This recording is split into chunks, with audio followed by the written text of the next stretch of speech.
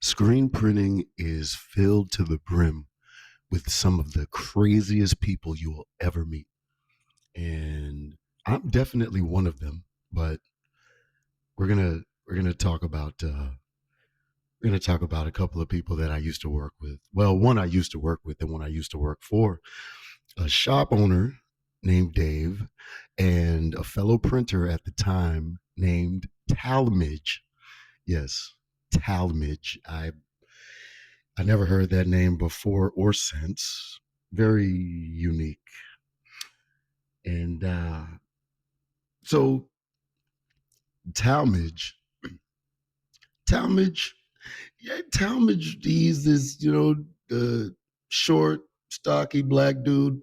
He looked just like DeAndre Bonds. You know who DeAndre Bonds is? He played Big Mike in The Wood, right? And he was on Snowfall too.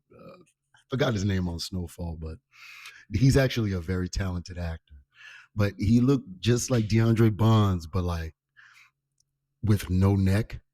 And Dave, who I used to work for, Dave is the worst shop owner I ever worked for. I've been in the industry over 20 years. I've worked at several different shops across several different states, and he is the worst. Dave thought that paying you was optional.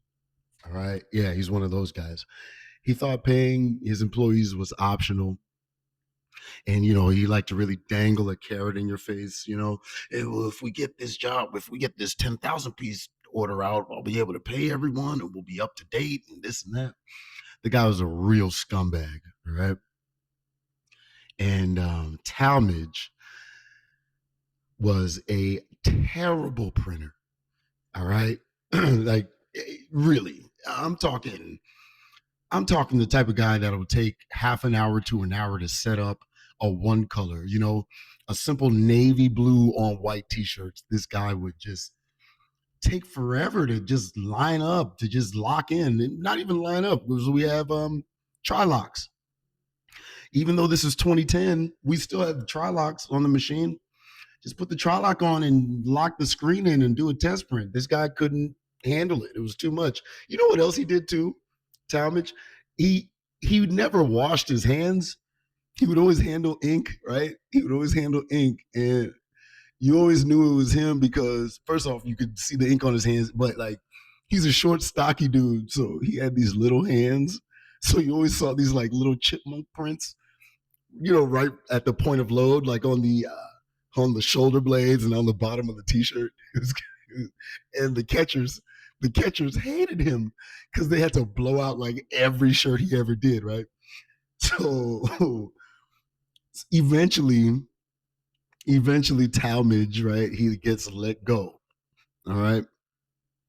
And Dave told him that he would mail his last check. And you guys, I think not just in screen printing, but I think in any industry, right? If you're getting a direct deposit and the company owner tells you, "Oh yeah, we'll mail you your last one," yeah, you're not getting that last one, are you? Yeah, probably not, right? So a few weeks go by, and we're at the press, we're working. This had to be like, I'm not kidding, 7:30 in the morning or something like that, right? I mean, right at the crack. And this particular shop had these really big bay windows so you could see outside. So we see this old Jeep Grand Cherokee just pulling up fast, right? Right, like right in front of the building. And boom, boom, hear him get out. He comes into the building, comes out onto the floor. And listen, guys, look, right? I think Talmadge watches too many movies because he walks onto the floor, right? He's got his hoodie on. And a lit Black and Mild hanging out of his mouth, right? It was the most ridiculous thing I'd ever seen. And he walks up to Dave, where's my MF and money, right? Where's my MF and money? And Dave, so like the lit end of the Black and Mild is like getting a little too close to Dave's face. And Dave slaps the Black and Mild out of his mouth.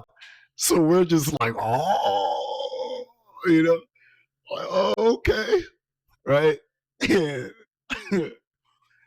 so of course Talmadge, right? Because he's this short, stocky, scary black dude, and he's going up against this, older, this middle-aged, out of shape white man who, doesn't really look like he would get physical.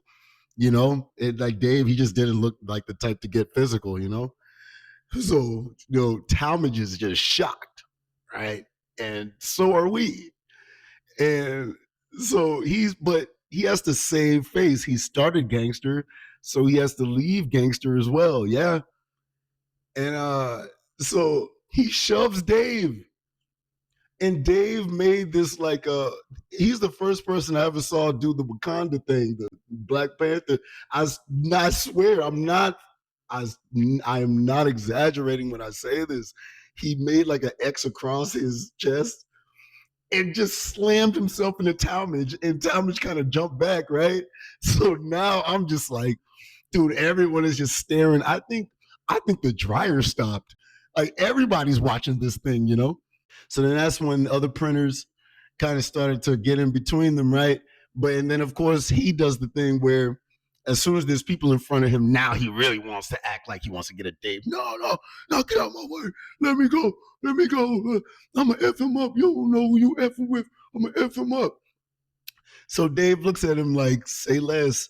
He leaves the floor, comes back with his firearm, cocks it back, and goes, get the F off my property. So at that point, all of the other printers, we, kind of scatter because like who wants to get shot? Who wants that? And as soon as I saw the firearm, I turned around. I just turned my back because like I just really didn't want to see that.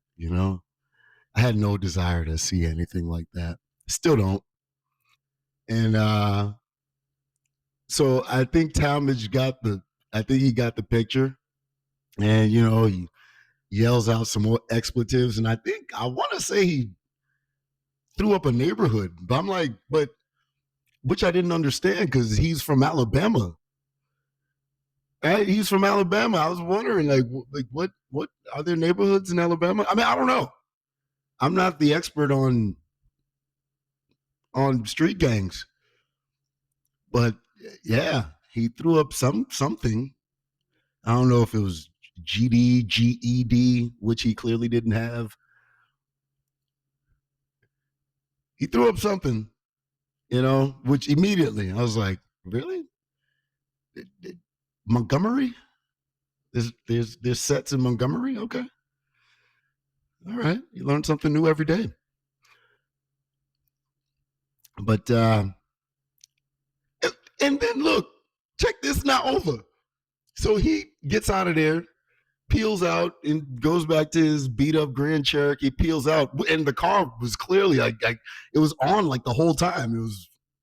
It's like, I guess he thought in his mind he was just gonna come knock Dave out and bounce, like knock Dave out, run his pockets and bounce. I think that's what was playing in his head before he got there. I don't think he expected Dave to actually fight back, but he peels out, right? He's gone, right? Dave's got his firearm. Then all of a sudden, out of nowhere, another printer, and then the screen guy. They all of a sudden they have their firearms on them. I was like, what in the hell is going on? Why does everybody have a firearm but me? This is not okay, right? So the cops get called, the cops pull up, and of course, all the firearms just disappear magically, right? So, and the cop, he's trying to take statements. Nobody's cooperating. Everybody, nobody's cooperating. Right? We're all like, oh, shoot, I got cataracts. I don't know what you're talking about. That's pretty much how that ended. But I will say this to Dave's credit, though. Maybe like a week or two later, a few days later, a week or two later, something like that. Some girl, I think the young lady he was living with or dating, she came by and he did give him his last paycheck. So yeah, shout out to Dave for that.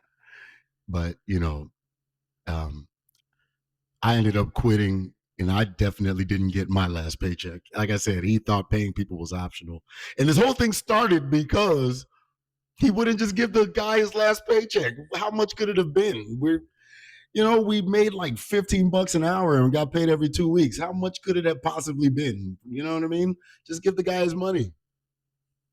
And but yeah, man, that's my story time. Don't be a screen printer.